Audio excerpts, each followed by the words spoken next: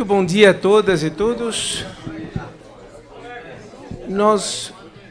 Dentro de alguns minutos, nós vamos dar início ao seminário Governança Universitária em Tempos de Crise, no marco do lançamento do livro, que é Universidade em Movimento, Memória de uma Crise. Eu, dentro de alguns minutos, solicitarei ao professor Adalberto dar abertura para esse convívio, esse encontro. E, em seguida, nós teremos os coautores dos textos fazendo uso da palavra. Antes disso, o doutor Alexandre Sazak, autor da tese, segunda parte do livro, fará uso da palavra para compartilhar as conclusões do trabalho que foi realizado. E, finalmente, nós teremos o professor Brito fazendo uso da palavra para as considerações finais. Não é possível começar sem fazer alguns agradecimentos, certamente à direção da FEA, na pessoa do professor Adalberto Fishman, os colaboradores, a Comarte, que é a editora que assumiu a responsabilidade pela edição do livro, a FAPESP, que, desde a primeira hora, quando viu o conteúdo, apoiou essa publicação, e os tantos colaboradores que fizeram com que esse seminário pudesse ser realizado e que o livro fosse lançado. Entre os presentes, nós temos várias autoridades da nossa universidade, obviamente o professor Varran, na condição de vice-reitor, o professor Poveda, secretário-geral. Na pessoa da professora Maria Herminda, eu quero cumprimentar todos os diretores de unidades que estão aqui presentes. Muito obrigado pela sua presença. E nós vamos, então, dar início a essa nossa discussão sobre governança. Quando ela começou?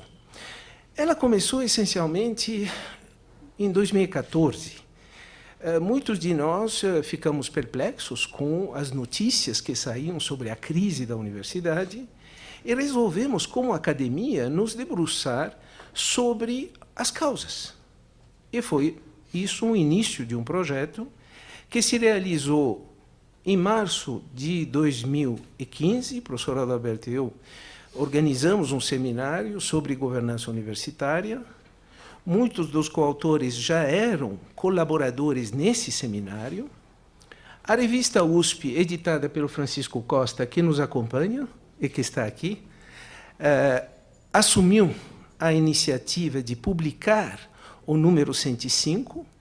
Esse número teve uma repercussão considerável, e daí, junto com os coautores, começamos a pensar na continuidade. Em paralelo, na pós-graduação do Departamento de Administração, Alexandre Sazak, que nos acompanha, resolveu abraçar esse tema como tese de doutorado, que terminou em agosto de 2016. Quando chegamos em outubro de 2016, é aí que, junto com os coautores, começamos a pensar na ideia de juntar esse conteúdo com mais alguns elementos. Nós temos parte do discurso do professor Goldenberg como professor emérito da USP, que é parte do prefácio desse livro. Então, se juntaram esses conteúdos para um livro de referência, mais um livro de referência, sobre governança universitária. Quais são os dois eixos articuladores desse livro? Em primeiro lugar, aprender dos acertos e dos erros para construir um futuro melhor. Segundo, dar um exemplo de instituições que aprendem. Nós temos, nas categorias, em termos de gestão, instituições que não aprendem, ficam repetindo seus equívocos, e outros que valorizam seus acertos, mas aprendem com os seus desacertos. É claro que, nesse caso, nós temos uma configuração conjuntural que tornou essa crise mais difícil, a redução de receita, junto com algumas das decisões que foram tomadas, e, a partir daí, nós temos um caso de estudo de construção de futuro. Evidente que nós estamos numa instituição muito complexa. Universidades são instituições complexas. A USP é muito complexa. Nós estamos falando de uma comunidade de 100 mil pessoas, vários campi, várias unidades, tempos distintos, valores distintos, prioridades distintas.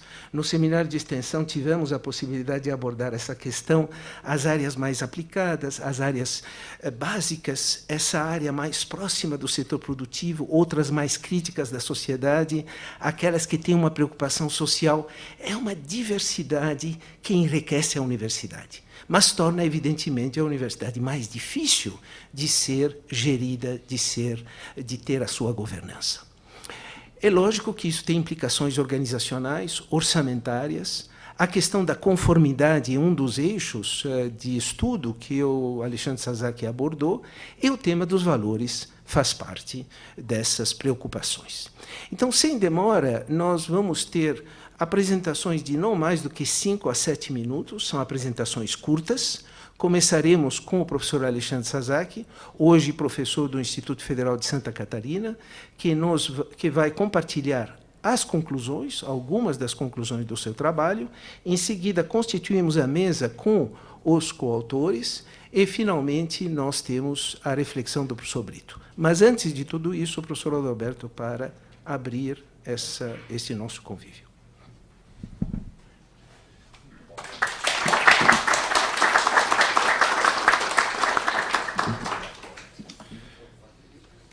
Em primeiro lugar, eu gostaria muito de agradecer a presença de todos aqui, e especialmente ao professor Jacques, que é um incansável promotor de atividades para a nossa universidade.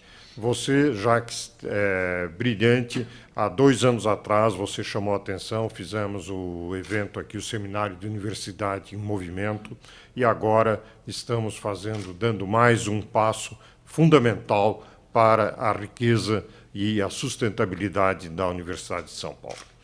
A Universidade de São Paulo, nos últimos 2 meses, teve um marco muito importante, que foi a instituição, a aprovação do nossos parâmetros de sustentabilidade econômica e financeira.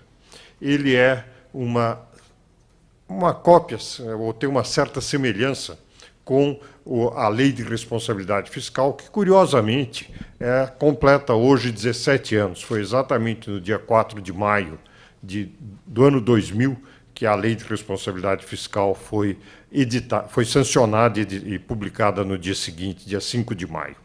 Então, eu acho que nós estamos com uma abordagem muito importante para evitar erros, como foi salientado pelo professor Jacques, e buscarmos acertos. Os parâmetros de sustentabilidade econômico-financeira basicamente focam 3 pontos essenciais. Primeiro, a questão de limites com gastos com o pessoal. Segundo, limites com comprometimentos em gastos de custeio. E terceiro, limites para o último ano da gestão reitoral.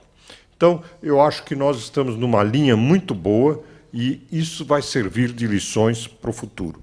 Eu gostaria de aproveitar a minha fala para dizer o seguinte, que certamente nós estamos diante de uma restrição orçamentária decorrente dos orçamentos pequenos que nós temos, que são nada mais do que a transferência proporcional do que nós fazemos jus na cota dos 9,57% do ICMS.